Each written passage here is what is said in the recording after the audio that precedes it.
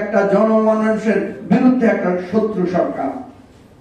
2 নম্বর হচ্ছে আজকে যে অবৈধ অন্যায় রেল ট্রানজিটের নামে এবং আরো পাশাপাশি আপনার স্যাটেলাইট চুক্তি, সামরিক চুক্তি আর অন্যান্য যে সমস্ত চুক্তি করা হয়েছে, এই সমস্ত চুক্তি আমরা মানি না।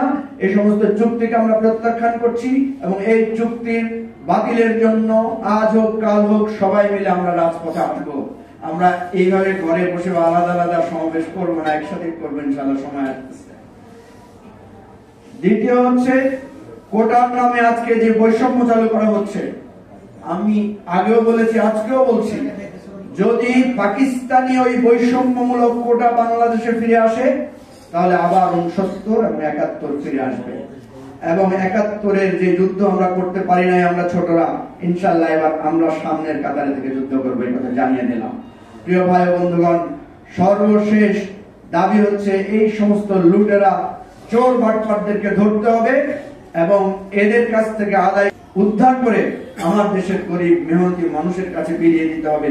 এটাই আমাদের অঙ্গীকার। দেশ বাঁচাও মানুষ বাঁচাও আন্দোলনের আজকের এই অনুষ্ঠানের জন্য সবাইকে ধন্যবাদ, শুভেচ্ছা জানিয়ে আমার কথা শেষ করছি। আসসালাম। ধন্যবাদ মাননীয় বক্তারা।